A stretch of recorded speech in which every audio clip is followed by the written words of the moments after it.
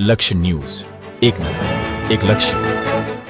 ડભોઈ પંથકમાં આવેલા શિવ મંદિર તેમજ તળાવ નદી કિનારે શીતળા માતાની માટીની પ્રતિમા બનાવી મહિલાઓ દ્વારા પૂજન અર્ચન સાથે શીતળા સાતમની ઉજવણી કરવામાં આવી હતી અને માતાજીને રોગ, દુઃખ અને દરિદ્રતાથી પોતાના પરિવારને દૂર રાખી સુખ, શાંતિ અને સમૃદ્ધિ આપવા પ્રાર્થના કરી હતી.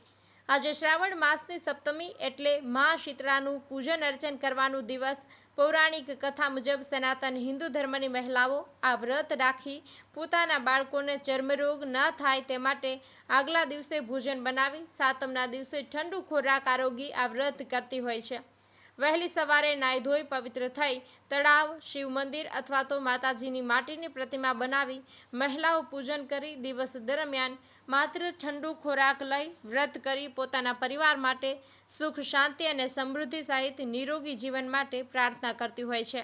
ત્યારે ડભોઈના ટાવર પાસે આવેલા મધ્ય તળાવ, મોટા ભાગના તમામ શિવ મંદિરો અને નદી કિનારે બ્રાહ્મણો દ્વારા શીતળા માતાજીની પ્રતિમા બનાવી મહિલાઓ મોટી સંખ્યામાં પ્રતિમાની દૂધ, પાણી, ફૂલહાર વડે પૂજન કરી ધન્યતા અનુભવતી જોવા મળી હતી. નિરંજન ચૌહાણ, ડભોઈ. શીતળા માત કી જય. ડભોઈ દર્ભાવતી નગરીમાં વંશ પરંપરાગતથી તળાવના કિનારે તથા શિવ મંદિરોમાં અલગ અલગ જ્ઞાતિના ગૌર મહારાજો પોતાના યજમાનો માટે માટીના શીતળા માતા બનાવી અને તેમના યજમાનોને શીતળા માતાની પૂજા કરાવે છે. આજરોજ અહીંયા રામેશ્વર મંદિર તળાવના કિનારા ઉપર અલગ અલગ જ્ઞાતિના અલગ અલગ બ્રાહ્મણો શીતળા માતા બનાવી બેઠા છે અને ભાવિક ભક્તો અને યજમાનો તેની પૂજાનો લાભ લઈ રહ્યા છે.